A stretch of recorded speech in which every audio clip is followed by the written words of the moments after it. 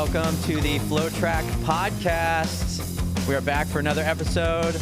I'm Ryan Fenton, alongside Ashley Tishins. Ashley, what is going on? Man, it's crazy. I was reflecting the other day, and it's like I feel like everything's now it's like a little bit slower now. Like cross country's over. We're getting into indoor, but it's like, I don't know. Things seem to be coming to an end in a weird way. Coming to an end? Is that just because of the new year, or is that like I feel like things are just getting started? I don't know. Maybe it's the new year too. I don't know. Like I feel like we did the Hoka show together. We're done with that for the season. Yep. Maybe it's just we're in a weird transition phase. But I'm excited for track season. It's transition to life right now. That's right. Speaking of which, it's you and I on the show today. We've got a new team, a huge new team that we kind of debuted over the last few months. But at TRE, they've been on the show. How's it been? Just kind of co-hosting with the cast. I mean, it's great having new faces in here and just like getting to talk track with new people, Like I think it's always, it's fun to be doing it with you and, some of the, Brian, who's been here for quite some time, but having some new faces is always fun to just chat about the sport and continue to grow it. Sounds like it's like you get to talk to the old guys, but then also like the young people that know what's going on. I like it. Yeah, exactly. I understand what you're saying. Well, I'm excited for today's show. It's obviously I think my last show of the year. I think we got another FloTrack pod coming out before the end of the year. But we have a special guest, close friend of mine and of FloTrack's, just from over the years that we've got to follow an amazing career with. And that's Jenny Simpson, who has recently announced her retirement from professional running. November marked her last professional race with the New York City Marathon. Right when you thought she was done, she went and ran 7 more marathons in the course of a week all over the world, literally. So excited to talk about that. But Ashley, before we called Jenny on, I think we got something special to share with the community.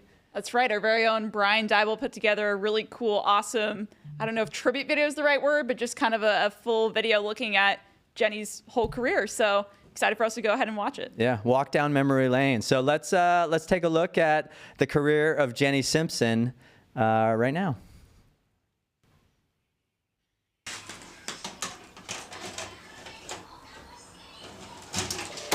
What are some things you dream about? What are some things that you wish to accomplish throughout your career, throughout your life? I think it's an understatement to say that this woman has already had a tremendous impact on the world of track and field, both in the United States and internationally. Please welcome, ladies and gentlemen, Jenny Simpson. It was all about going for a record today. Did you get that? Yes, I did. I did very well as I could have wanted to do. To receive an award after somebody like Coach Bowerman, people talk about him as an innovator, and being an innovator is about being on the frontier of things. I feel very blessed that the passion that I believe in was at the frontier of women's track and field last year. I hope to continue to bring champion. How does that sound? When I get on the track, I love it. I thrive on that competitiveness, and so when I get on the track, that's when things shift gears. 2007 pre-nats, it is Jenny Behringer. The fastest 6K ever on this car, Jenny Behringer. Jenny's trying, she's coming. Oh man, look at this, look at this. Jenny B. Jenny Behringer, I think, just took the American record from Anna Willard. 2009 was really special. Like, it seemed like every time she stepped on the track, there was a record that was falling, or a personal best that was happening. She's got to dig deep in the suitcase of courage. Fans are on her feet. She's got that turnover going. 15 flat right now. She's got to get that ace together. Oh, yeah. 15:07. For sub 15, here she is to the line. Jenny Simpson gets it done. Sub 15, the #1 time in the world this year. Jenny Simpson, though, no one wants to really pass her. Everyone's content to let her lead. Can Jenny Simpson hold her up? Looks like Simpson's going to take this. It's Simpson by a hair over Martinez. 2 laps to go with Jenny Simpson at the front, but a lot of fast closers still behind her. Jenny Simpson kicks it in. Jenny Simpson's going to get to the line, and she's going to win this 5,000. Here comes Jenny B, back with her famous kick. Jenny B, rolling here at the end. They're flying down the home stretch. Jenny B, 408. Everyone can say that they were shocked. at the Prefontaine Classic in 2009. But nobody was more shocked than I was. Of all races in my career, that is the race that changed my life. With your experience with male facial hair, what's been your favorite on a man? Oh my gosh. Wow. I just made Ryan emotional. You did. You came in here the second person to cry today, and I didn't know what to do. My dad told me ever since I was a small child that most days in your life are ordinary days. You know, you get up, you go to school, you come home, you have dinner. But there are some days in your life you really should be ready for, because those special days only come by every now and then. As you guys saw in this video, I'm incredibly blessed. I've had more than my fair share of special days. My whole career, I'm going to be someone that this country can be proud of. So I'm clean, and I love it, and the hard work feels so much more pure when you're doing it the right way. If I knew when I was young how good I could be, I wouldn't have worked as hard. I wouldn't have appreciated as much as it came in incremental steps. So, yeah, if you're young, don't worry about the future. Just be the best you can every day, and the future will surprise you.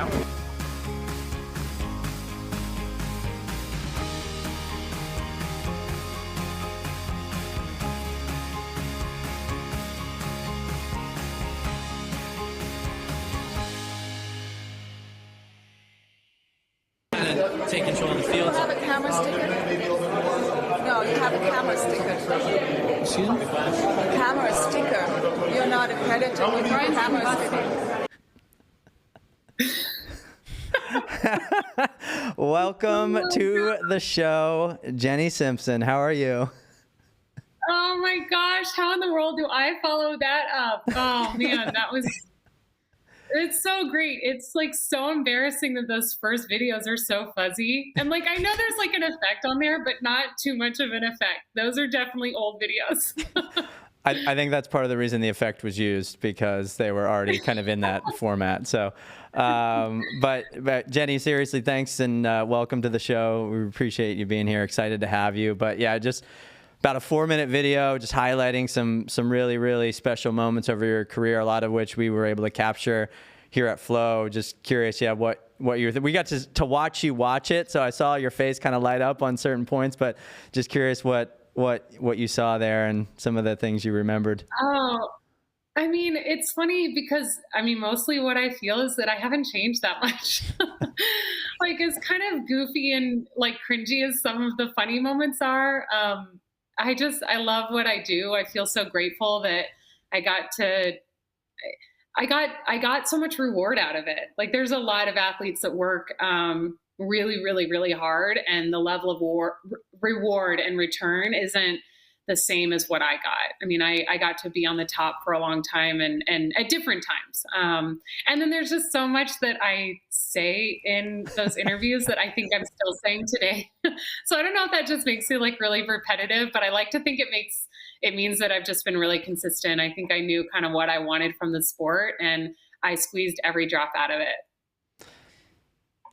Ashley, I don't know if I was watching Jen. I don't know if there were moments that you picked up on, but I'm gonna mention a couple. So Mark's comment of like digging deep in the suitcase of courage that you lit up there, just old Mark Flo commentary, which I love. The Prefontaine Classic, 1500, and then just some of the moments, some of the interviews at the end I saw. Just those seemed to light you up. You were happy the whole video, but like those I saw. Yeah, and it's funny, like the moment too where I said I want to be someone that can always make this country proud. I mean, we'll talk about what's coming next for us, but that really resonated with me in this moment, because like it's kind of wild to think I said that so many years ago, and it's still something that is resonating really deeply with just who I am and the purpose I have in this sport. And then in our home, we have so few things that are a nod to my running career. Like, I don't have my medals up, and I don't have a bunch of pictures of me running, which we might someday. But the one thing that we have hanging in our house, and I think you can see here behind us, that flag is the American flag that I took around the Olympic Stadium in Rio when I medaled. And so just being able to see that flag in the video, and then hear how much I just really want people to feel like, oh, the athletes that are representing us, like I want them to look at the body of work I've done and say, yeah, that's a representation of who America is, and we can be proud of her. I'm curious then, where do you keep most of all your, I'm sure you have way more medals than you could count. Where do you keep it all? So for a long time, they've been kind of living in a closet. Like, it's kind of like you have that bin of stuff that your mom someday is going to scrapbook for you. Like, that's kind of where most of my stuff exists, is just in semi-organized by year, like just cardboard boxes and bins. But recently, because of some of the changes we're making in the next year or two, we pulled all that stuff out of a closet, and it was kind of fun to look through some of it, especially in this time of transition when I'm just in the first few weeks of quote unquote retirement.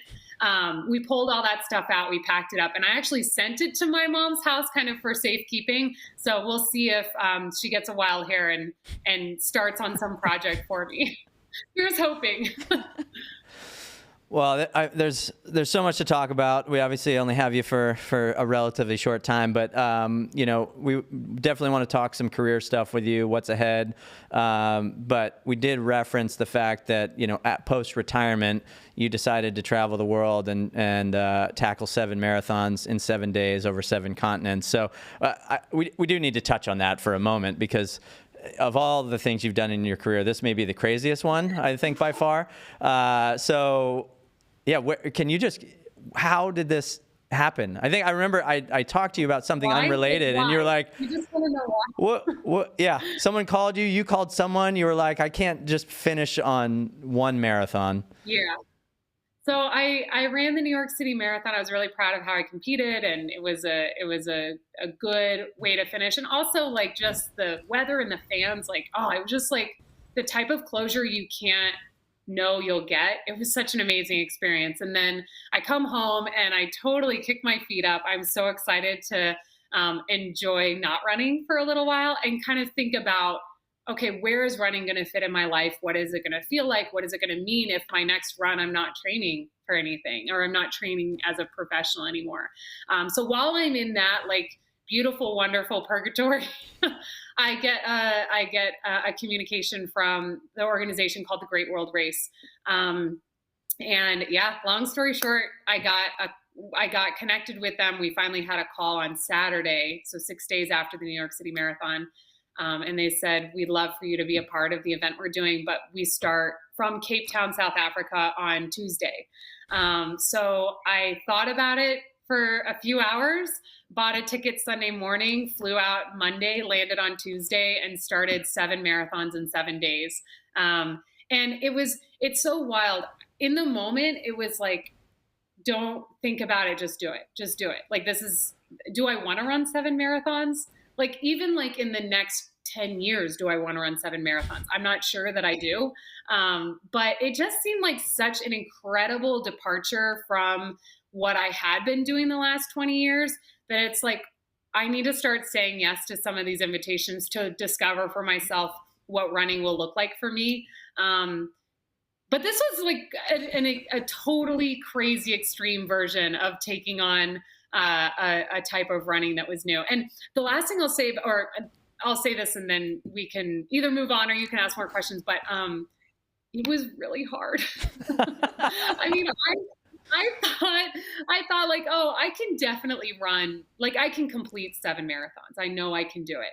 A long run is difficult, but if I had to do back-to-back days, I could. And it was harder than I even thought it was going to be, like getting through it, because you're also traveling. So the fact that you go to every continent, we did Antarctica, Africa, Australia, Asia, Europe, South America, and then we finished in Miami for North America. And I think somebody calculated it's 158 hours on a plane during that 7 days and 184 miles of running. So it was as hard as you think, and maybe a little bit harder. Gosh, because like I'm picturing, I've ran a couple marathons, and I know how I felt after running a marathon. I mean, my body was trash, and then the fact that not only are you doing 7 in 7 days, but then you have the flights there too, like sitting on a plane. Like, yeah. I'm sure that just makes it even harder. It becomes a challenge against sleep deprivation. Like the running, I knew I didn't know. Actually, okay, the first time I cried on the trip was after 3. we finished our third marathon, and now I've done 26.2, 26.2, 26.2. So it's more running than I've ever done back to back. And we weren't even halfway. And that's when I just sat in a chair and started crying. Like, what am I doing? But it's amazing. Like, your mind and your body is so resilient and so capable. And I know people say it can come across as kind of cliche, but when you really experience it, you realize how true it is, that you're capable of more than you even know. And I think I started out thinking like, okay, I don't have to be super competitive. I can run 8 minutes a mile. I know I can run 26 miles a day for 7 days. But man, I got into marathon 3 and marathon 4, and I really did start to think, I don't know if I can do it.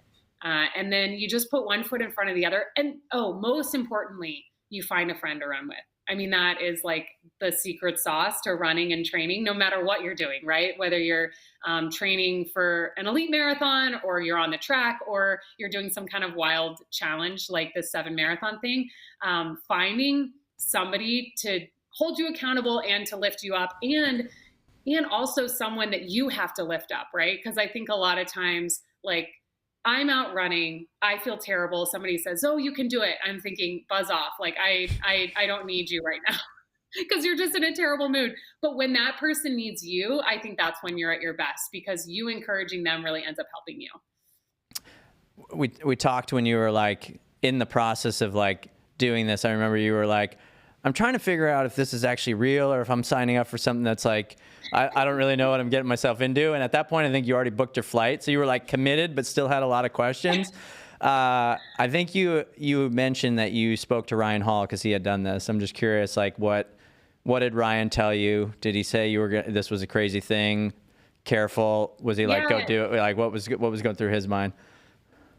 He was the only person that I knew. And it was like this weird memory in the back of my mind. I'm like, I think Ryan did this crazy thing like 7 or 8 years ago. He did it a long time ago.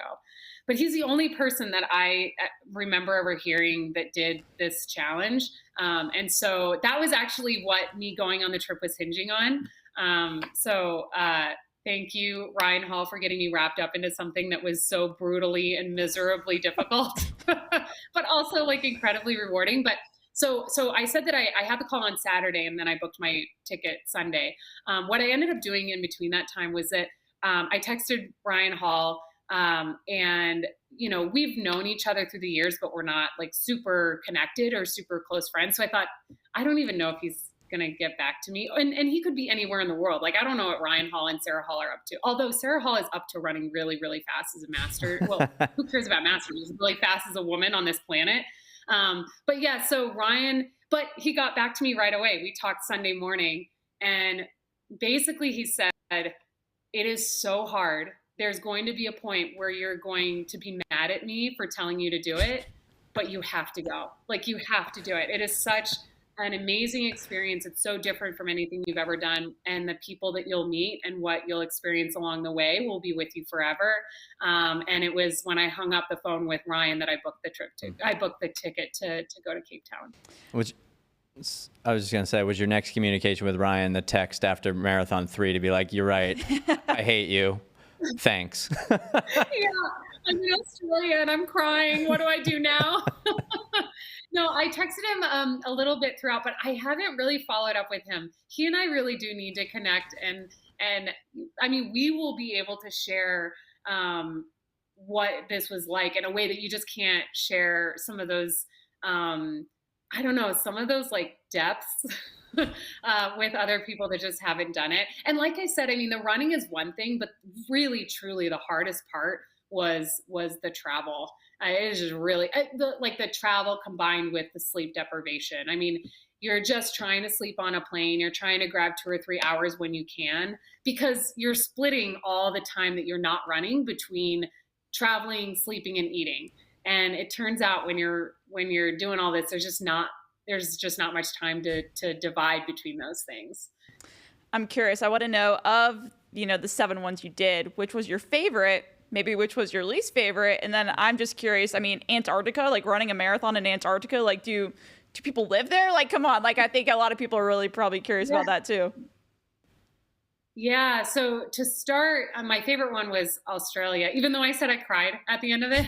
But it really was my favorite because one of the surprising things about running that many miles in a week, and also the fact that it's not like New York, right? Because I'm not pushing my body all the way to the edge in the performance sense. It's really strictly like endurance, like can I keep this up? So I was running, I don't know, 7 to 7:45 a mile most of the time.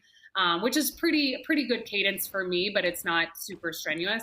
So the surprising thing is it's boring. Like just running that many miles at 7-minute pace, it gets kind of boring. So Australia was really fun because we started in the kind of in the evening. The sun was still fully up and the sun set while we were running. And it was like the city got dark and then the lights came on and there was this beautiful bridge that had like these purple wavy lights. And so just the beautiful scenery and the change of scenery in Australia, and also like it's early enough in the week that you still do have some enthusiasm and hope. They haven't totally crushed your spirit yet. That made that marathon fun, even though I was kind of low when it was over. But I was only low because I was like forecasting the future. And then my least favorite, I hate to say this because it was like the most unique experience, but I think my least favorite was probably Antarctica. And the reason I say that is because it is just like so much problem solving the whole time. You're out running in really cold weather. We're layered up, so you're not in your typical running clothes. As hard or as easy as you try to run, it just is never the same when you're trying to run with, tights and rain pants and an extra coat and so many layers. You just feel kind of like straight jacketed into your clothes. And then I had a buff and you have glasses and your breath is causing your glasses to fog and the buff over your mouth is freezing to your face. And it's not that it was uncomfortable. It's just so much that it's just problem solving. Like you're just trying to be able to see. And then as soon as you can see, you can't really breathe. And then as soon as you get your breathing going again, things start to itch or feel weird because you have multiple layers on. And then you look out at like the beautiful scenery of Antarctica and it's just white. Like there's nothing there. It's just white expanse, pristine, beautiful wilderness, but just white for, 3.5 hours that I was running. So the running in Antarctica wasn't my favorite, but then the hours that we got to spend there, just being present, exploring the small little campsite that we were at, and letting the idea of being on the bottom of our planet kind of let that just kind of just thinking about that. I don't know, like that experience was really amazing in Antarctica. Yeah, I had the same question as Ashley. I'm just like, did people live there? Like when you was there an airport and there was like, hey, come to the store if you need anything. I'm just like, what is that even like? And then I'm envisioning you guys landing and like getting off the plane and running and then getting back on the plane and leaving. I'm just like, you have to do so much over the course of 7 days. Of all places to have the least amount of time, I'm assuming it's Antarctica. Yeah, we land on a runway that is an ice. I mean, we would land on ice, and the plane is so crazy, totally incredible and amazing. Yeah, and actually landing, it felt like okay, like a little bit rough, but you land or whatever. When we went to take off, I was like, we are not on a normal adventure here. It was really bumpy. It was really rough. Taking off, like you just felt like the plane being challenged by the landscape and the conditions. And when we finally were airborne and taking off, then I'm looking out the window and you can see the camp that we were at, which I should describe. It's like the people the staff that's living there, that's the crew with White Desert. We traveled with an expedition crew called White Desert. They live in tents. Like they live in single person, nylon tents and not heated or anything. So you have this little village of tents and then they do construct pods. But it's not, it's like a slightly more wind resistant version of a wedding tent. Like when you go to a wedding and you go under a tent, it is a very impermanent structure that you're walking into. And when we take off from the plane, I look down out of the window, and when you're down on the ground, you do kind of feel like, okay, there's some structures here, there's some people here. Everybody gets around on snowmobiles, and there's not like a truck there. There's not like vehicles there, because everything is flown in. But as we take off, you can just see how teeny tiny that little campsite space is compared to the huge, pristine wilderness landscape of Antarctica as a whole. And I'm kind of grateful I got that perspective on the way out, because you really do, instead of the way in, because you really do feel like, wow, what we were doing was extremely remote. And again, kind of that final impression on me that what I got to experience down there for 8 hours. So the plane was down there for 8 hours, was just really, really, really special.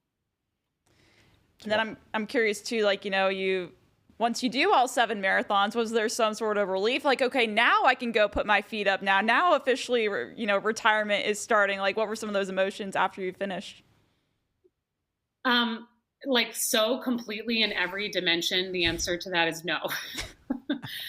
So a couple of quick things. So between marathon 6 and 7, I got really sick with norovirus. So I was throwing up everywhere. It was not pretty. It was Jenny at her most pale white and worst, attitude. I don't know. Was that marathon over 5 hours? Am I correct in that? I mean, Yeah. it was. I didn't know the sickness. I just knew the last one was real rough. Well, it's funny because so many people have said and thought by the time you got to 7, you were totally toast. Yes, that's true. But also I was very ill. And really just jogged the last marathon in Miami to finish. And oh my gosh, it was just so awful. It was by far the hardest thing I've ever done. And running, no. In my life, forget about just running. It was the hardest thing I've ever done. And God bless him, Jason jogged 19 miles of that marathon with me. And then his wonderful reward for having done that is that like clockwork in 24 hours, he got the same sickness that I had. Oh, and so I'm home in Boulder and he's very ill, very, very sick. And me being the wonderful wife that I am, I'm rubbing his back as he's throwing up into our toilet saying, aren't you glad you don't have to run a marathon tomorrow? Imagine what I had to go through running a marathon feeling like this.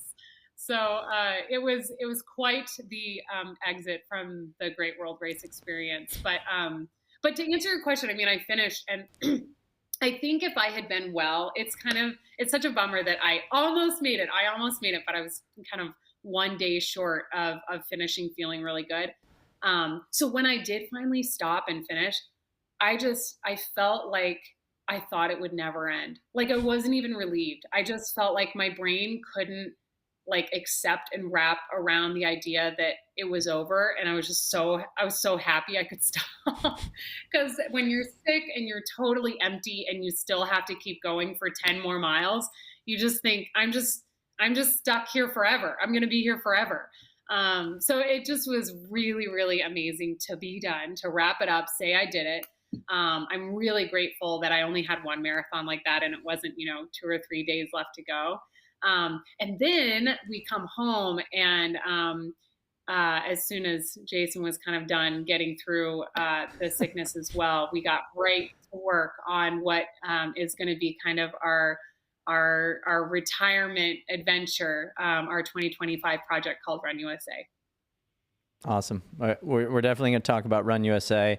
I do got to throw in there, Jason maybe was not able to say, oh yeah, and I have to run a marathon tomorrow, but he did have to run CIM a couple weeks from that point. So not only did he jog almost a marathon with you, then get sick and he's throwing up for a couple days, but he then bounced back, ran 2:24 at CIM, fastest masters. Shout out Jason Simpson. Yeah. So he came back, he did it. Masters. He did amazing. And you know what? He's unbelievable to me because as much as we have going on in our life, I got him very, very sick, That's my runner support for him. I'm going to have to learn to be better than that. But we get to California and I thought, oh, I really hope he doesn't start and just feel that exhaustion, from everything we've been working on the last few weeks, or last few months. And plus, like, the end of my career is big for the both of us. Like, that's a big, heavy thing to put down. And he's been so supportive through that. And he freaking crushed it. I mean, he ran 2:24. He's 40 years old. He won the Masters age group. And I'm just so proud of him. I'm also glad that he's staying in good shape because we have a lot of running ahead of us. Yeah. Very much so. Very much so. Well, before we get into Run USA, I mean, let's talk career, because we watched 4 minutes of a very long career that you had representing the United States, just achieving things at the highest level, doing things no one had ever done. First U.S. woman to win an Olympic medal at 1500, just, to kind of tip a hat to just that point. But I'm just curious, like, how do you look back at your career and and what performances stand out to you? I think there's kind of two big buckets. I mean, there's like the one big obvious bucket of Prefontaine, winning the world championships, medaling in Rio, those moments that are like, people are going to put on your resume, the big resume ones. And then there's that other bucket where, like, lesser known either races or experiences that, like, if you know, if you were there from the very beginning to the very end, and you were close or on the inner circle, you understand there were kind of pivotal moments that weren't necessarily the big public splash. One of those to me is when I won the indoor mile, the indoor conference championship in the mile. This is such a great example because I love to say that of all the people in the world that made me a great athlete, the person who deserves the most credit is Sally Kipyego, because I was second to her for so many years in college. And I look back and I just think, if I had won everything and been the queen of NCAAs for 3 or 4 years, I think my journey would have turned out differently. But because of Sally, I just had to push for so many years to be good and to try to truly just to close the gap between me and her. And I just was inching closer and inching closer. And then our last head-to-head race in college was a mile. So I had a little bit that favored me a teeny tiny bit, especially now that we know how I ended up being good at the 1500 and the mile. But it's the only race I ever beat her. It was the last time we ever went head-to-head. And that was a really, like, galvanizing moment for me, because it's something that I had really tried. It's somebody I tried to run down for 3 years, and it took 3 years to even get close. And then I had to be in exactly the right race on exactly the right weekend. And finally got just one win against her. And anyway, she went on to have an incredible career. I went on to have an incredible career, and we're still friends to this day. And I think that's a really good testament to how your competition can really make you better. I love that that's like one of your favorite moments, just, in that indoor mile race of all, like you mentioned, there's plenty of moments that people point to and be like, oh, those are like the quote unquote resume builders. You know what I mean? So I definitely love that. I'm curious though, of those ones that I'm sure people talk to you about a whole bunch, you've won so many medals on the world stage. Like, I'm curious, what's your favorite of those moments? Oh man, it's so hard to pick. I feel like you could probably pull up different interviews over the years and I give a different answer. So I'm either undecided or I just say what comes to me in the moment. But I mean, it really is, there's something special about each world medal, each world and Olympic medal. When I won the world championships, it was a really big surprise. It was the first year that I ever, 2011 in Daegu, South Korea. It was the first summer that I ran the 1500 instead of the steeplechase. So it was a surprise because of that, because this is my first time trying it. And then also just the head-to-head competition, there were people that were better than me. And I was still making developmental jumps even into those first few years of my pro career. But I look back on it and I'm really proud of that run, because I could have kind of hung my hat on that and said, what more do I want out of this career? But I went on to fight really, really hard and break 4 for 10 more years after that. And so I'm really proud looking back, being like, that was a jumping off point. That wasn't a finish line for me. And then I think about Rio, and I think no matter what, I had three medals by that point, a world championship, and then just the one, I'm sorry, in Moscow. But in 2016, if you medal in the Olympics, now the world has a measurement of you. You can say I'm a world champion or I'm a medalist at a world championship, and that means something in the track and field world. And it means a lot to other people as well, but it's just different when you say I'm an Olympic medalist. So that kind of holds, those two really hold special moments. And then I'm so proud of Moscow because I led so much of the race. It is so terrifying to lead the final of a 1500 meters anytime. Even in like the Drake relays, it's frightening to take the lead and say I'm gonna run hard from the gun. And so taking the lead and holding that as long as I could in Moscow, I'm really proud of that. And then 2017 was just one of those magical years where, you know, I think it's probably the best lineup of 1500 meter talent ever in the history of our sport. I'm biased, but I think, we had the current world record holder, the current Olympic champion, the current world champion. We had the European champion. And so many of those titles were on the shoulders of different people. It wasn't like there was one standout person. And so to run that race, to me, like 2017 silver in London was my best demonstration of my strategic tactical experience all coming together to execute perfectly. It wasn't the fastest race ever, but it became like a strategic, like total dogfight the last 300 meters. And I just had so much accumulated experience, and I just got it totally right on that day. So anyway, you asked for one and I gave you 4. Sorry, but they're all really special. I love thinking about these moments and hearing you talk about them. I mean, the Sally one was, that was kind of like early prime flow days, and, shout out to Sally Kipyego, because I think, a lot of people probably don't remember. She was, I think, the most decorated NCAA female athlete at that time. 9 NCAA titles, 3-time cross champ, first Kenyan woman to ever win cross, right? Like all these accolades. And yeah, I remember that. And then so to hear just how that's catapulted to you, these other memories, is amazing. Yeah.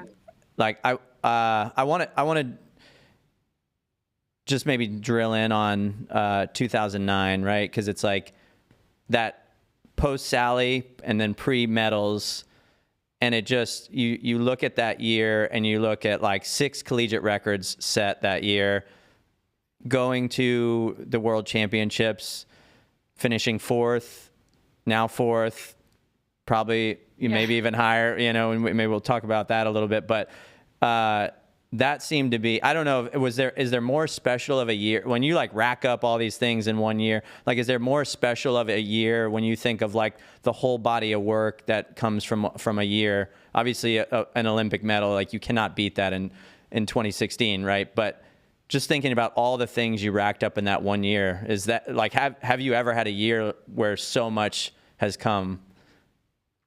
See, this is a perfect example of like, you can read on Wikipedia the races that I did really well. And then if you were there for the whole 20 years, there's like a different like bucket of accomplishments. And so when I think of 2009, there are 2 years I had like that. It was 2009, it was 2014. The year that I my senior year at Colorado, and it was just magic. It was like every time, I think Jason said it on the video, my husband's voice is on there. Every time I stepped on the track, it was like another record was going down. And I was just on fire. And you're so, so lucky as an athlete if you get a stretch of months or a season like that. And it's powerful because you just feel indestructible. And you can do things when you get in that rhythm that you'll kind of never be able to do again, because you're just building on your physical ability and your confidence kind of at the same time in tandem. And it's just a completely different experience from that one-off, really great execution, which then I had other years. And then 2014 was that way too. I won the Diamond League that year, was ranked #1 in the world. And on the pro level, it was similar to 2009. I just felt like everywhere I went, I stood on the starting line and I knew I could win. And you don't get those types of stretches in your career, sometimes ever. And if you get them, I think I was fortunate because I had coaches and support staff around me that really helped me, #1, get the most out of it, but also kind of realize that this is a special moment. Like, you should squeeze every drop out of it, enjoy every moment of it, because it's not going to be like this every year. And so those are the two. But to specifically go back to 2009, I was just so young.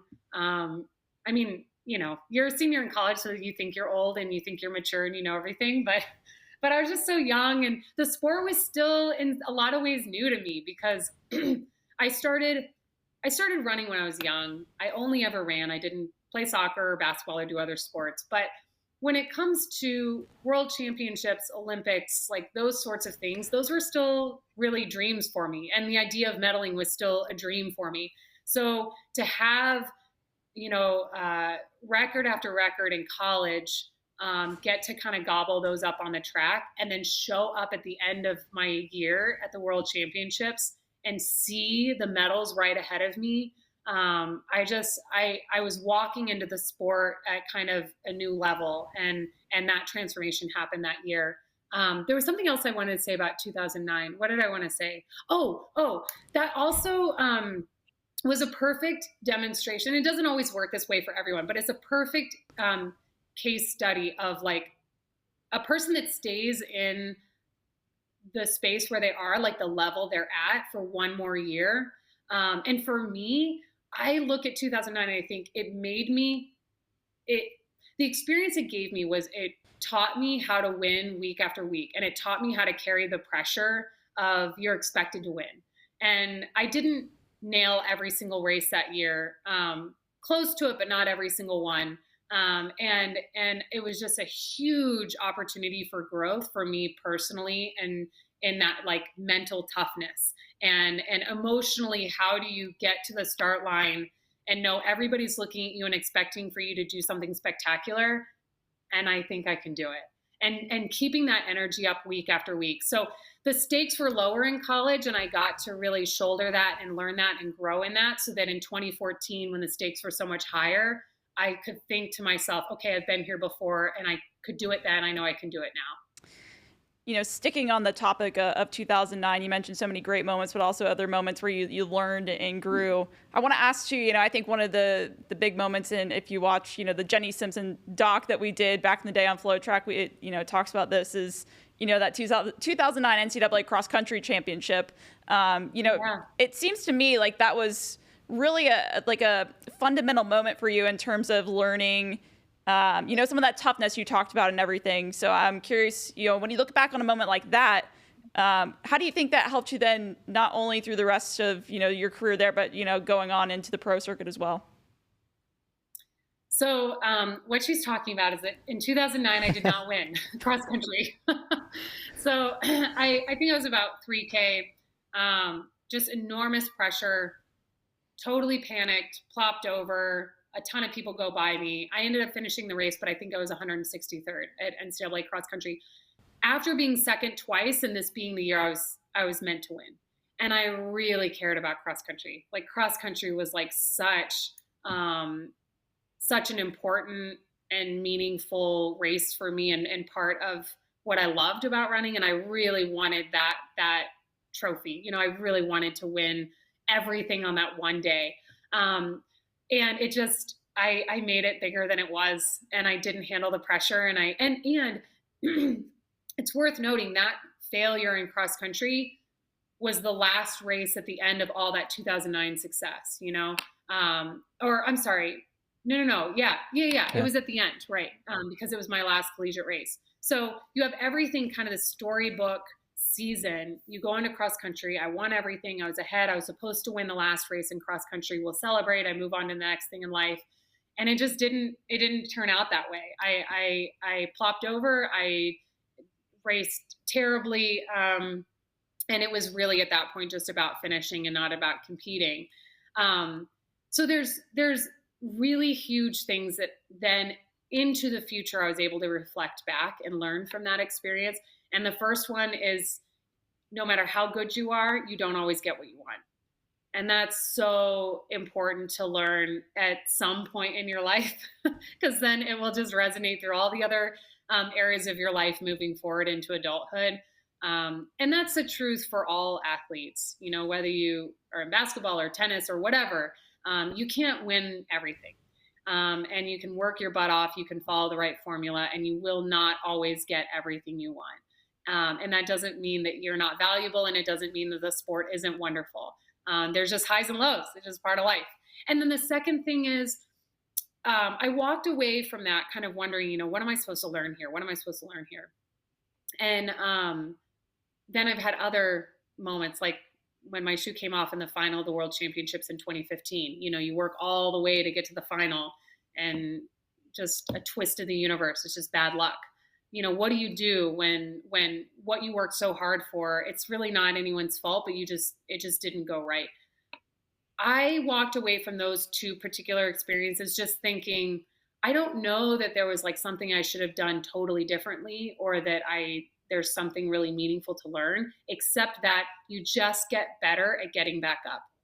Once you failed and you get back up and you look back and you say, okay, that was hard, but it didn't kill me. The next time you fall down, you look back and you say, it didn't kill me. I'm going to be okay. And in a way, it's like now when I have races that don't go well, I felt like, you know, moments after the finish, I'm able to kind of feel my fingertips on the next page, ready to turn it and move on to the next thing. And you just learn this ability to just kind of let the failure go, because you're the only one that's going to make it last forever. And making it last a shorter period of time is beneficial, because then you can move on to the next thing and do better at the next race. I want to ask you about this kind of looking back now, that, you know, this decision to run that cross country season, because I think you said it's like you end up making it bigger than it was, right? We talked about all the accolades that you accomplished and racked up in 2009, maybe one of the greatest seasons, if not the greatest years ever in a runner's history. There was probably very little reason for you to go back, right? Like to go back to maybe to finish school, but like to go back and compete that season. I'm assuming at that time there was an opportunity to go pro. You obviously ended up going with New Balance after that event.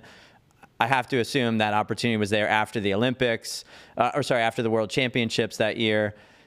So when you think, Graham Blanks is like the most recent case of this, right? Where he wins the NCAA championship, he runs his first indoor race, misses the collegiate record that he had at this time last year. You know, he could have stayed, tried to get it, maybe rack up some more titles, but he signs a New Balance and is now pro. Like, do you ever look back at that moment and be like, man, I probably could have, you know, just started a little earlier, made a little income over those couple months, like whatever it might be. But like, would you have changed anything about that decision to come back? That's such a good question. So I run 4 years for the University of Colorado, and I came back for an extra semester because I had redshirted cross country. So I wanted to exhaust my cross country eligibility. And that's the reason I came back. And I could have graduated. I did the whole thing where you run where you add another major so that you can take like 3 more credits so you can stay in school. So yeah, there's very little like meaningful reason to come back, or like rational reason to come back, apart from my own convictions. So first of all, I just loved being a Buffalo. I loved it. And I had so much fun being on a team. I don't know that I really fully understood in that moment, but once you leave college, any team you're a part of, it's just never the same. Like being on cross country, being on a team in college, on a cross country team, that when you're done with that part of your running experience is mostly over. And I think like deep down inside, I think I kind of knew that, and I loved cross country, and I really wanted to just have that, like exhaust all my opportunity for that experience. I also, I think, okay, to thine self be true. I think we live in different times now than when I graduated from college. So I think there's other trade-offs and other considerations that I just had it was a different time. But just who I am as a person, I think the value that for better and for worse, I think one of the values that I hold strongest is follow through and commitment. And it just felt really important to me that I came to the University of Colorado to be a good teammate. And I just felt like they deserved 4 years. As good as I was, like, they deserved 4 years, and I wanted to come back and fulfill that commitment. And then I ran well until I didn't. And the ending was awful. Like, it was really awful. And even the way that some of the people around me handled my failure at NCAA cross country, like, I look back and it wasn't great. And I didn't have immediately the kind of support that I probably deserved. And then but the amazing thing is that, again, back to that lesson of, like, if you don't let it totally kill you and keep you down, if you can learn to kind of eventually shake it off and keep moving. It was only about a month later that I won the Bowerman Award. It was the first inaugural Bowerman Award. And so it was like right away, right around the corner was a reminder that, no, you've had an incredible career. There are way more wins than losses, and you can still build from here. And so, it doesn't really make sense that I came back, but knowing who I am and knowing the things when I look what's important, I don't think anyone that knows me well would imagine me doing it any other way. And do I regret it? I totally don't regret it. I just think, like, you can't go back. I mean, it's kind of like those dumb movies when people time travel and they go back and they change one thing and it, like, totally changes the whole future trajectory of the universe. I just think, look where I ended up. Like, I'm good. Like, whatever's happened in the last 20 years, like, I'm just grateful for all of it, all the highs and all the lows. If I'm sitting here getting to do what I get to do today, then I'm grateful for all of it. So I guess, that was going to be my follow-up question. If you had any regrets at all during your pro and collegiate, your whole running career and everything, but it sounds like maybe you don't. I mean, there are things that I look back and I think, I wish I'd stood up for myself a little bit more in personal relationships. I think there's things I look back where I think, I really tried to do the right thing, and maybe I should have been a tiny bit more selfish and kind of looked into the future and said, no, I should look at what's right for my family.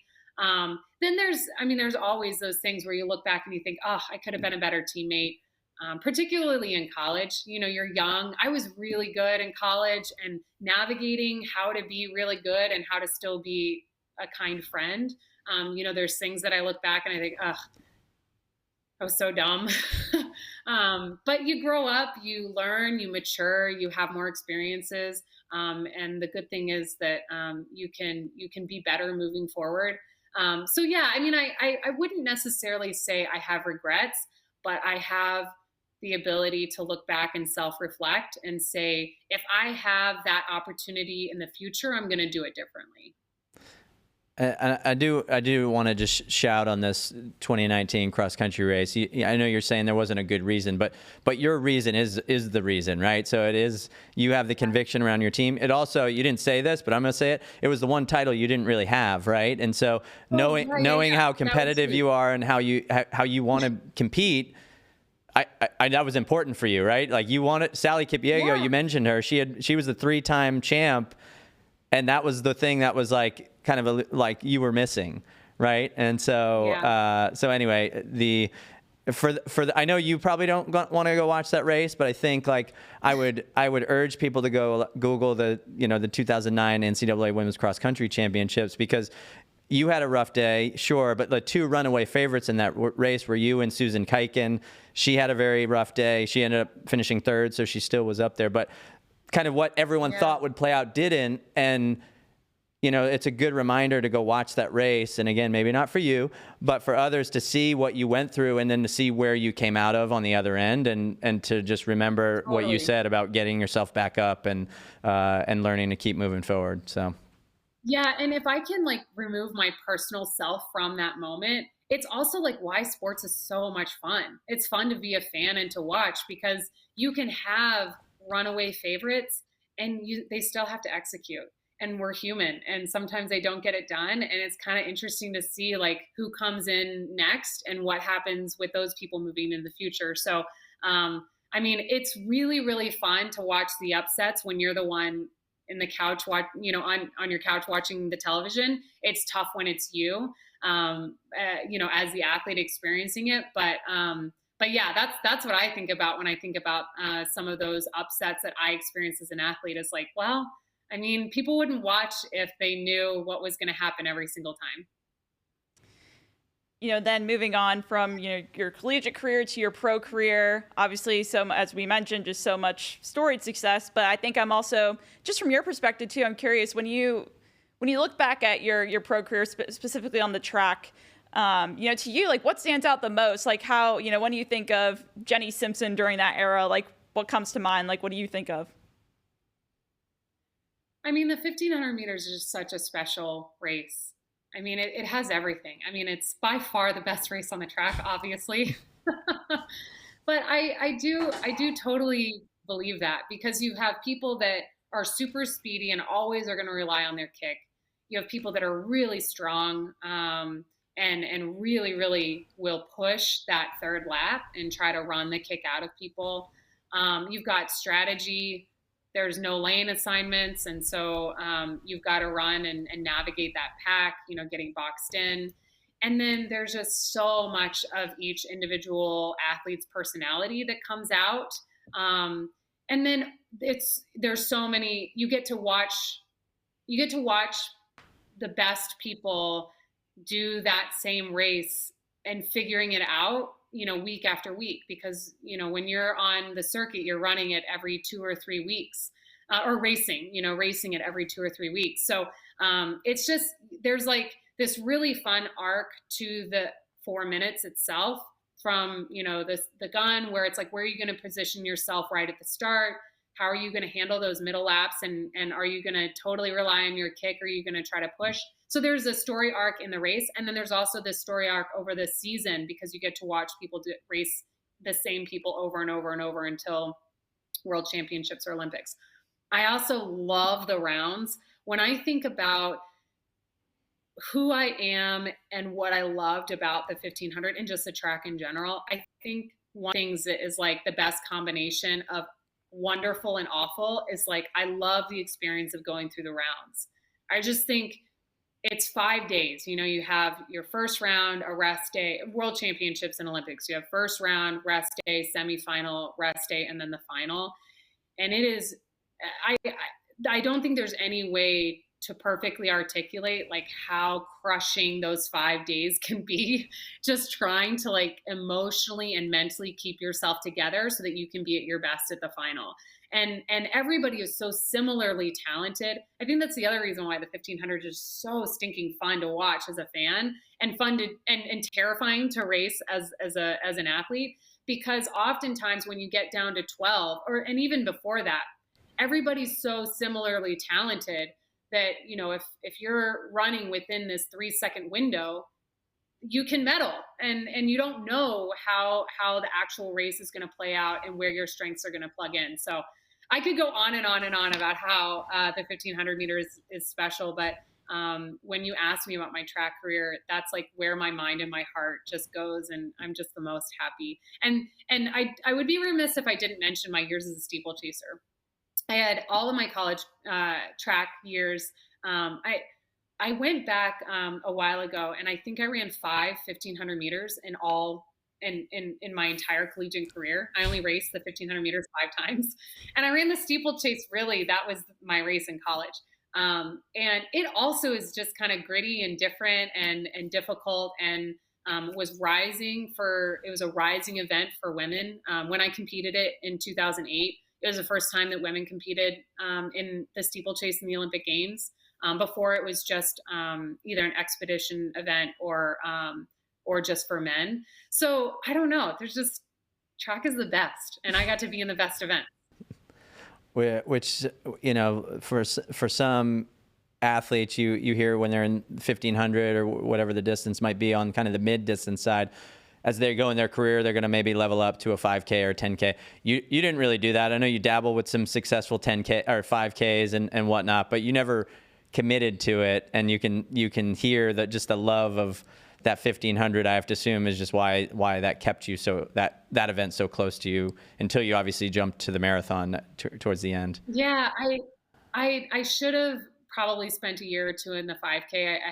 I had talent there, I had ability there, especially with the middle distance experience. And then I was a high mileage person relative to other middle distance runners. So I probably should have spent a year or two just focusing on the 5K.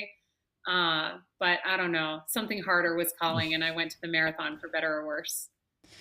Yeah, I'm just curious, like looking back on that, I mean, obviously we already talked a little bit about not really having any regrets really per se, but I'm just curious, like in the moment, making that huge move to the marathon, like what was your thought process behind that, and why you decided to go kind of just full send into road racing and marathoning? Like I'm just, again, big jump there. There's a couple of things, but the most important considerations were, first of all, I should have said this earlier when I was talking about the 15, but one of the most fun things about being a miler or being a 1500 meter runner is that it's one of the more relatable events. Like almost everyone that you talk to, even people that aren't involved in running, they ran a mile at some point in their life, and they'll tell you like, oh, my fastest mile ever was 7:42, and I can't believe you can run it so much faster, or they'll brag about when they were in high school and they did the presidential fitness test and they ran 6 minutes for a mile and kind of compare it to yours. So there's something really that captures the imagination about the mile distance, and I saw that in the marathon. And so one of the things that I loved about the 15 was just how relatable it was, and so many people aspire to the marathon and will train for it and do it to be able to say that they did it. And then on the high performance competitive side, it's just another event where other runners love to kind of compare their own experience against the elites and say like, oh, I'm working really hard to try to break the 3-hour marathon. I can't believe, so-and-so can run, under 2:20 or something. So I just think that seemed like a similar thread, something that I really loved in the 1500 that I would also really love in the marathon. And then back to what I said about how I was a pretty high mileage. I ran about 80 miles a week when I was training for the 1500, which is a lot for a traditional middle distance runner. So I just thought, I think I'm going to have an ability here. I think I'm going to have a talent for it. I was really good at long runs. I trained a lot with the men at Colorado on long runs specifically. And so I thought, I think there's going to be a talent there. And I was curious, and I wanted to go to the marathon soon enough in both like my age and my career that I could give it, a really good few years to see how good I could be at it. Jenny, I want to ask you about kind of transition. We talked about a lot of good performances and memories and accomplishments. We talked about one tough moment in cross country in 2009, but I did want to ask about a couple other moments in the career, just to kind of see how just impacts for you, right? And how these were or weren't moments that impacted what you did moving forward. And I think, outside of 2009, I look at 2012 and making the Olympics, and really, like, we should say you made every global championship team between 2008 and 2019, right? An amazing stretch. 2007. Sorry, 2007. Yes. And you go win the world title in 2011, where again, you said it was a bit of a surprise. You come back now in 2012 to, I think you described 2016 as like you win a medal there, and it's like the world now kind of has a vision of what you are as an athlete, right? And so you had that moment in 2012 to kind of capitalize on the success of 2011, and that's I think the only, outside of your first in 2007, that's the only championship you didn't make the final. And just curious of like, just those moments, because you went on a stretch after that, obviously medaling 3 out of 4 of the next years, and how that impacted your career at that time. Yeah, 2012 was really tough because I went in as a world champion, and that is a huge burden to carry. And I think I was a little bit like I tried to pretend like it wasn't that big of a deal. And, you know, I've been racing a long time, which like then, come on, please. I went on to race so much longer. So I'm sure I had a lot more confidence and than I deserve to have. But yeah, it was hard. And I don't know. It's just like when you know who you are and you don't feel like you're a whole lot different, but the whole world and the whole running community really sees you really differently. That's a lot for a young person to kind of manage. I experienced that at like a small level of just like inside the running world. I can't imagine people that go on to have like experiences that launch them into celebrity status. You know, I mean, I have a teeny tiny taste of how challenging that was for me at that age. And so to have that and then return to training, and I knew I still really wanted to do well, but now I really want to do well. And like a whole new level of everyone is watching you. You know, it's not like college anymore. I mean, now people all over the world that are excited about the middle distances are curious and wondering how you're going to do moving forward. I think also the surprise was a factor. The surprise factor had an impact on me. I got a little bit of pushback on like, oh, you just were lucky. You just got really lucky. You were in the right place at the right time. And I'd never really experienced that before. I'd always gotten credit for being really talented and working really hard. So then to kind of combat that sense, and oh my gosh, this is also like before a lot of social media. I can't imagine managing that as a young person now with like all the comments you would get on social media. But yeah, that's hard, you know, when you can sense that people think you got something that maybe you didn't totally deserve. So battling all of that and then going into 2012, I just wasn't racing great. I mean, the times were okay. They weren't amazing. My tactical prowess, I think what was showing up was that I was new at the event. It was only my second year competing in the 15 instead of the steeplechase. And I just still had a lot to learn. And 2012 really brought that out and showed that. But I'm so proud of myself. I did keep learning. I didn't, you know, take that experience and say, oh, everyone was right. I really got lucky in 2011 and I don't belong in this event. I don't know why. I just never felt that. Well, probably because I had really good people in my life. Julie Benson was my coach at the time. And Jason was with me. I was living and training out of the Olympic Training Center and the Air Force Academy. And those people really came around me.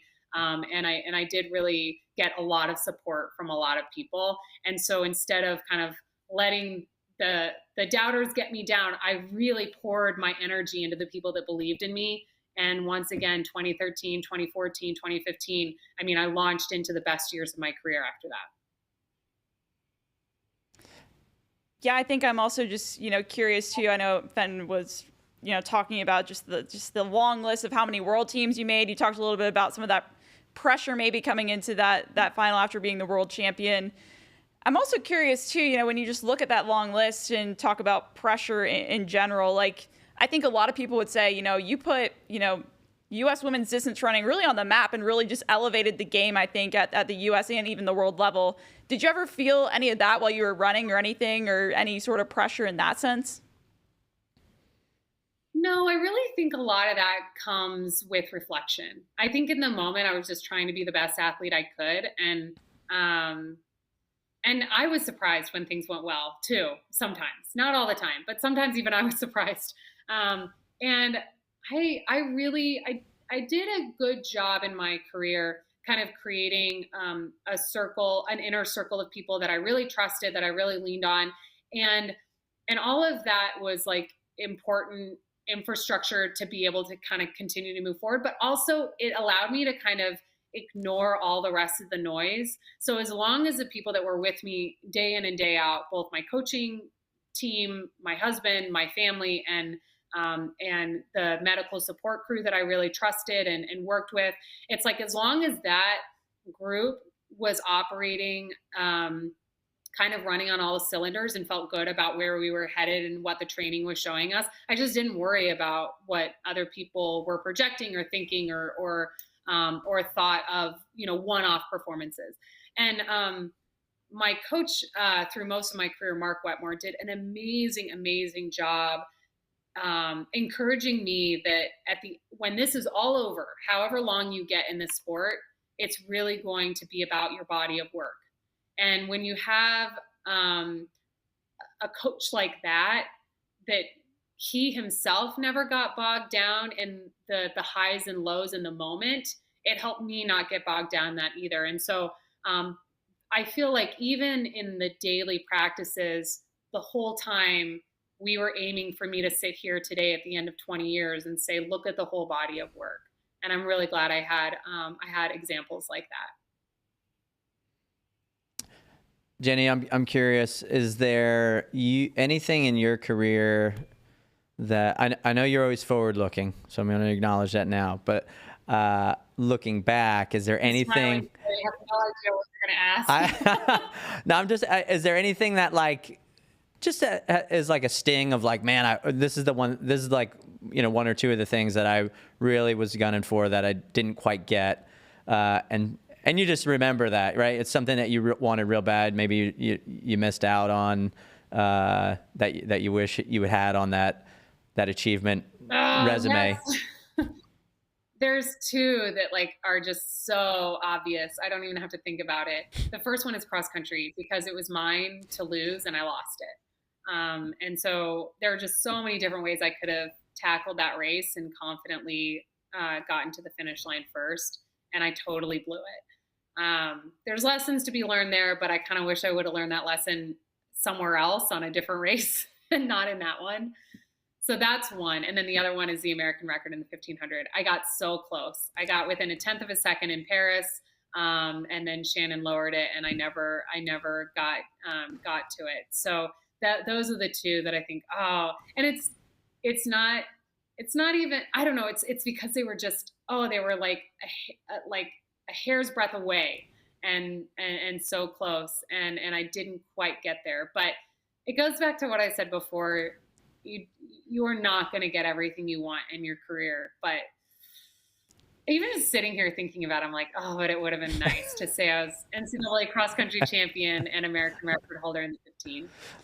I'm sorry, Ashley. You're good. I almost wanted to ask you about the 1500 directly, but I didn't want to assume. I just, you talked about your 2014 year and you got so close to it that year. And the next year, I think you were in the race with Shannon, right? When she broke the record. Yeah. And so, obviously there are so many other things to be, but I just remember in that time, it felt like almost a foregone conclusion that at some point Jenny was going to get the record, right? As an outsider and a fan. And I remember that year and just being like, oh man, Shannon started running really well. And I think you even won the U.S. title that year, right? All those things. And so I was curious just, where that sits in the memory. And it sounds like today you still think about it a little bit. I do. Yeah. And that's, I mean, that whole year, it's actually, I never thought about this before, but you bring up a good point, Ryan. That year in 2014, I got everything except that one thing. And that was similar to 2009, right? I got everything except that one thing. And so it's so funny. I don't know why humans were wired this way, that you can get almost it all. You can get 98% of everything you ever wanted in the world. And that last 2%, you can still, it's close to mind when you think about that year. I don't know why we're wired that way, but you always, I think just human nature, you have to kind of fight that tiny, tiny disappointment against this ocean of happiness and success and reward. Well, it's, I know you didn't get it that year. I know there was you lost the shoe in the 1500, right? There was a lot that happened in 2015, but again, just thinking about the way you've bounced back, that was then the next year you won the first ever Olympic medal for a woman in U.S. history, right? For 1500 meters. So, as you said, not that 2015 was you had to pick yourself back up, but again, keep moving forward and those good things come. Yeah. Yeah. Yeah. I mean, resiliency is one of the most important traits in somebody that will be a successful athlete, because you're going to lose, and how long you personally harbor that loss is up to you, and your therapist, I guess. And it's just, yeah, it's really important to learn to keep moving, because, oh my gosh, I wish I could tell young people and people that are struggling and so forth, like, if you just keep moving, something wonderful is around the corner. That has just proven to be true in my life and in the people around me, just over and over and over. Just keep moving. Something wonderful is just ahead. And, good things moving forward. I think that's a perfect segue into just, talking about you then transitioning to the marathon. That's how you ended up wrapping your careers out on the roads. Curious, just, from your perspective, what do you think you learned about yourself during those few years where you're out doing marathons to end your pro career, really? Man, I really thought I was going to be good at it, and I'm not a very good marathoner. That's what I learned. I mean, if you measure me against, normal people, but my talent is in running, right? And so where I really thought I could get in the marathon just never turned out. I also experienced injury, kind of chronic injury, for the first time in my career. I was really, combination of like fortune and also hard work. I was spared injury, major injury for the most part through most of my track career. I ran on the track pretty interrupted for 12 years. I had one in 2010. I had to end my season after the U.S. Championships because of an injury. But other than that, I had stuff that I could either really manage or run through, or kind of avoided major stuff for 12 years. And that was a huge key to doing as well as I did, because it's like you got around, to make a soccer analogy, you got to round towards the goal and wait for the right shot.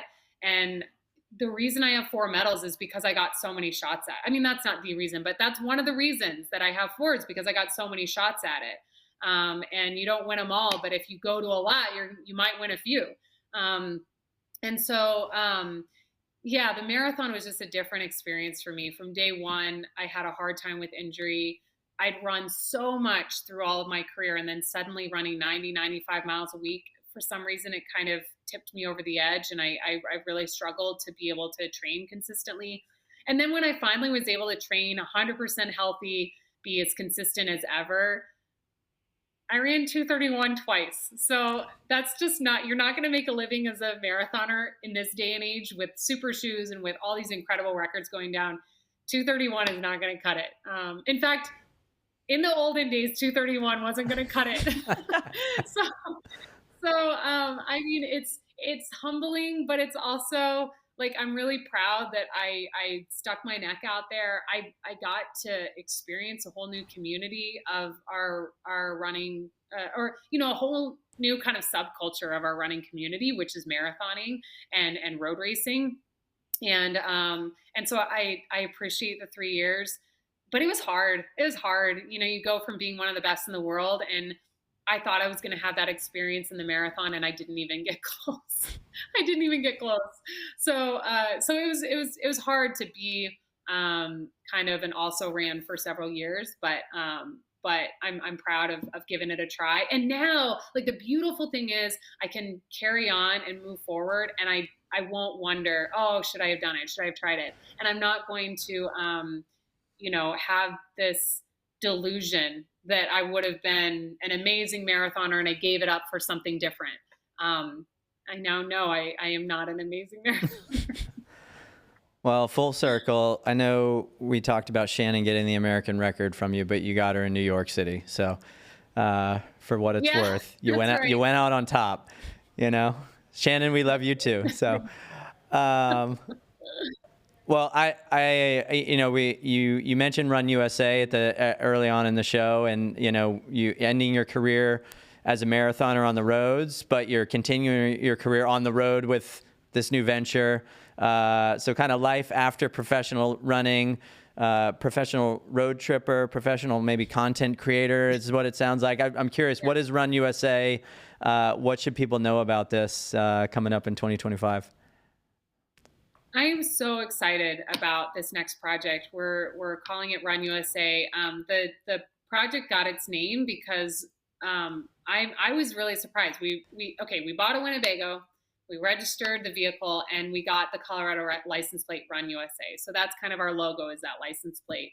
And yeah, we're so excited. This is kind of through the lens of a runner, a year-long adventure to run and experience and go through all 50 states. So the genesis of and kind of the seed planted for this idea was years ago. I just had this reflection on the fact that I made my first USA team when I was 17 in 2004. I made the junior world cross country team. And so, traveling overseas, having USA across your chest, what an incredible experience for a 17-year-old. And then I was lucky enough that for the next 20 years, on and off, I got to be on world and Olympic teams. So I represented the United States for 20 years. But now approaching retirement, I was like, I haven't got, I've been all over the world, but I haven't really gotten to explore this place that I've been representing. And I want to know more about, especially just the runners all over this country. So we launched this project. It's 50 states in 50 years. We're packing up our dogs. We're hitting the road. 50 weeks. We launched. Oh no, not 50 years. That was like, man, we're going to see you for a while. Oh my gosh. So 50 states in 50 weeks. Yeah. So we launched January 7th in Central Florida. We're going to spend approximately 1 week in each state. We've got the first kind of 8 or 10 states really ironed out. We know our route. And the whole trip is going to be anchored by kind of two goals in each state. We're going to have a social run. So stay tuned. We're going to announce a social run in each state where we invite you to come run with us. So while we're going to be producing all kinds of digital content for you to follow along on our YouTube and Instagram and Facebook channels, we also want to create an in-person experience, and we're coming to you. Like at some point, we're going to be in your state, hopefully within driving distance, where if you want to come join us in person, you'll have probably about 8 weeks advance notice of knowing where we're headed. And you can join us. And then the second thing is we're going to participate in some event in every single state that kind of highlights either something that state is particularly proud of, or highlights part of the landscape or the beauty, or just some quirk about that state that runners are particularly invested in or proud of. So it's really an exploration for me and Jason, and also an opportunity for us to tap into all these different types of communities of runners that while I've been in the elite world, the elite performance side of running is such a small sliver of the greater, wider, wonderful running community. And so this year is really about taking a step away from that elite competitive side, although we will be running some races. So we'll still be racing here and there. But there's just so many wacky subcultures of running all over the U.S. And we're hoping to take a deep dive to experience those and then to document the trip so you guys can follow our journey and enjoy those experiences as well. I mean, that just sounds like such a cool, unique opportunity. I love that, you guys came up with this idea. You said that you guys are going to be documenting this. Are you going to do this like vlog style, like YouTube, like Ryan Fenton said, like content creation, yeah. So that's another part that's really kind of funny. So through the years, I haven't really done a lot online. I haven't given a lot of my life through Instagram and other social media platforms. And that is going to abruptly change because we really do want to connect with people in a way that we haven't before. And social media is just such an incredible opportunity to bring what we're doing to you. And then as we get closer and closer to where you are, kind of give you opportunities to then interact with us. So, and we're going to have opportunities too, to kind of crowdsource some of the things we do along the way. So a lot of fun things coming. But we have the handle Jenny and Jason Run USA on YouTube, Instagram, Facebook, Patreon. So we've got a lot of places where people can follow what we're doing. And I think it's going to be really fun because, it's going to be fun for me and Jason no matter what. Our learning curve for getting all of this content to you will also be part of the entertainment early on, because we're really taking a deep dive in learning. And it's also, I should mention, this is also a really big life change for Jason and I. For 1 year, we're going to be on the road full time. It's going to be fast paced because we're going one week each state. But I'm retiring from running. Jason's leaving his job to do this full time. We're packing up the dogs. We're renting the house. We sold both of our cars, so we only own this RV. And this is a really all-in experience and adventure year for us. And I just think it's going to be really fun. And we hope you guys are intrigued and excited and want to follow along. If you need any, thoughts or advice from, creating content out of a van, I know a few folks in this building that could, be happy to have a conversation with you. So for those out there that know anything about Flo Sports background. Exactly. So funny story. And we can't look back and read, look on my career without mentioning the beginning of FloTrack and my career are just so, it's funny how behind the scenes are so tied together in a way that people may or may not ever even know or care. You don't need to care, but I'm going to tell you anyway. But yeah, Mark was in some beat up van. I don't know how he made it from Texas to Colorado, but if I'm not mistaken, I think his first trip with this idea of FloTrack was from Texas to Colorado. He filmed the Colorado team. Again, get a fact checker in here, but I think I'm in the very first video that he ever shot. It's called Harder Than Mags. We were up at Gold Hill running. And that was probably my freshman year in college, I think. So either freshman or sophomore year. And then as I was having my college experience and getting better and better, FloTrack was growing and growing. And as I went pro, you guys kind of went pro, and it was really fun for us to be growing together, and especially the early years. I mean, you guys have video that just no one else could possibly have, because we were both so young and new, both FloTrack and Jenny Simpson, young and new at the same time. And so I don't know, there's just a fun connection there early on. I don't know. No one else has video of them shaving in my college bathroom than FloTrack. So there you go. Yeah. Yes, Colorado was definitely Mark Flo's first video. My first video that I guess wasn't a race video was Colorado. I was out there for just a personal trip, and I called Mark and was like, "Hey, do you need any video?" And he set me up with Mark Wetmore, and I showed up to you guys' practice. And to your point of how new you were, I didn't even know you were there. I didn't even know who you were. I just saw Stephen Pfeiffer running fast, and I turned the camera on and was like, "That seems cool." So anyway, back to you guys. I'm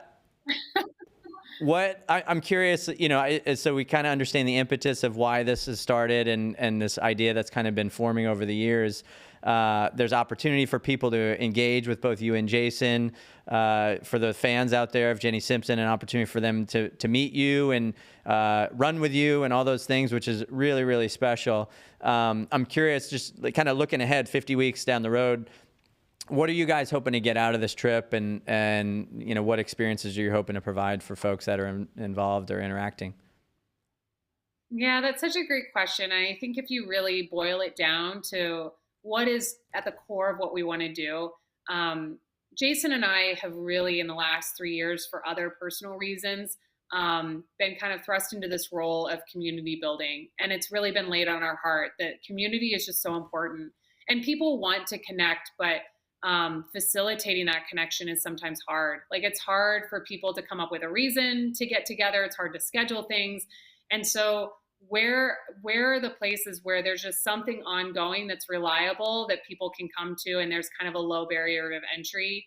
And running is exactly that kind of community. I mean, if you have a pair of running shoes, there's someone nearby that's also a runner, or has a club, or has a store where people are meeting to do group runs.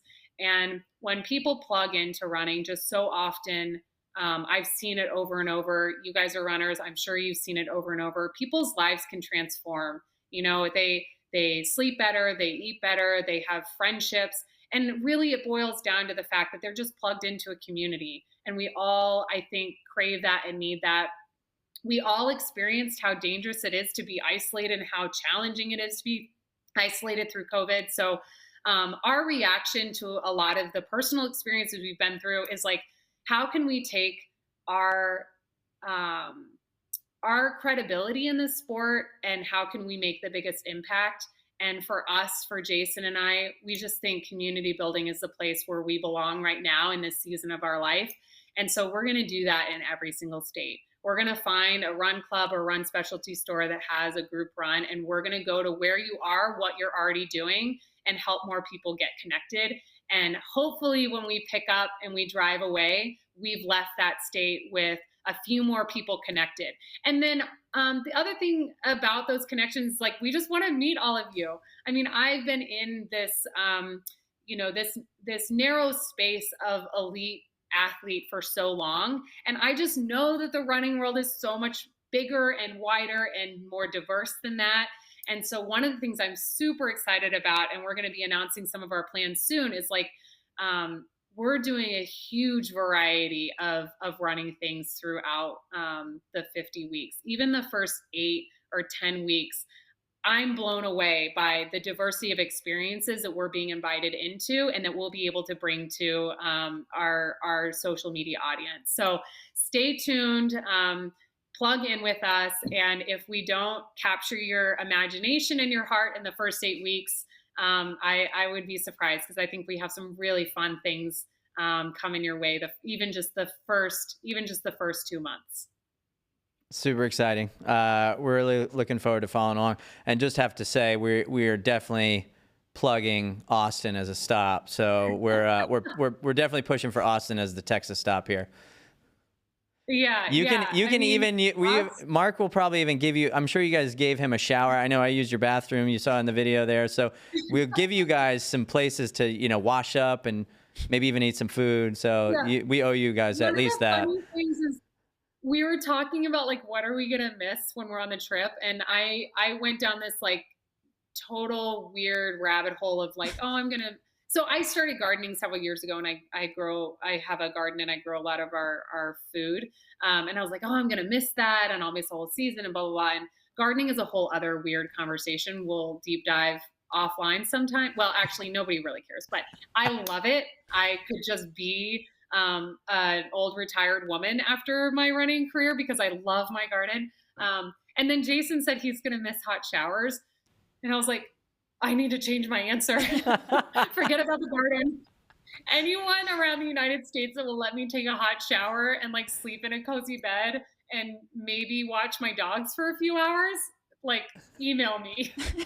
We can guarantee a hot shower. I can't help on the gardening. I don't know, Ashley, maybe you. I don't garden. I don't have a green. No. Forget about the garden. All I want is a dog sitter and a hot shower. We can check those off. So just get to Austin. We'll make it happen. Yeah, but we're starting in Central Florida. We have some really exciting things.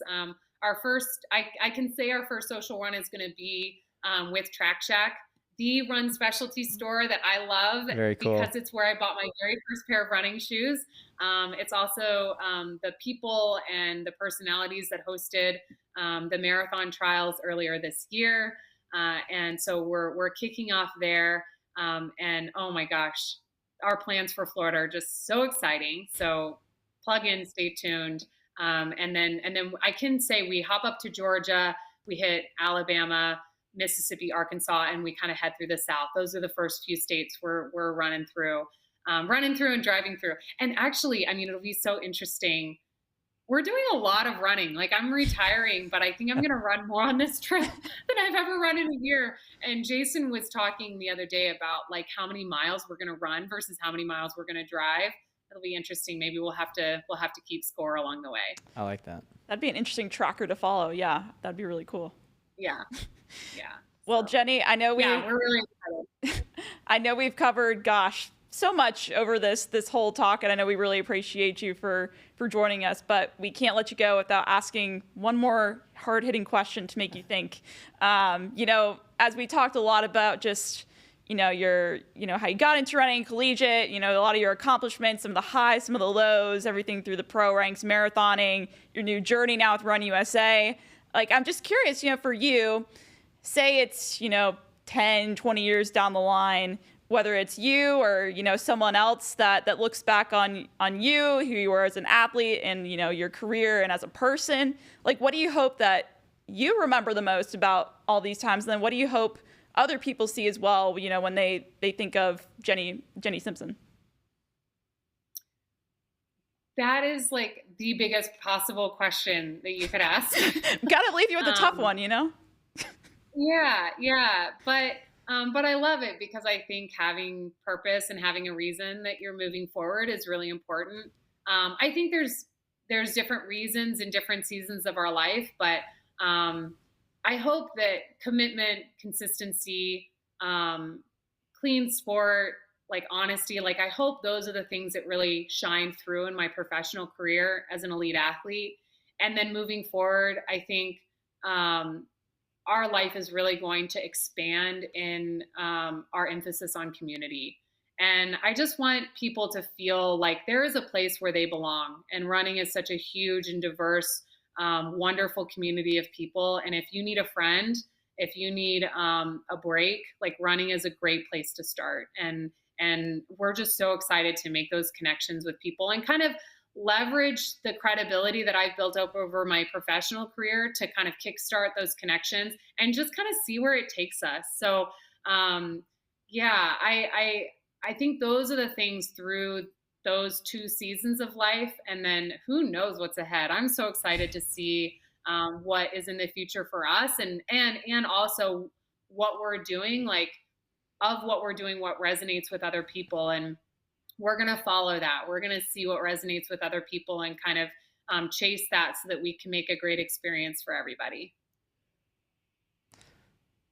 Well, we are excited for what's ahead. We really appreciate you joining today and taking time to talk to us. Just sharing over your career, recent experiences, future experiences, all those things.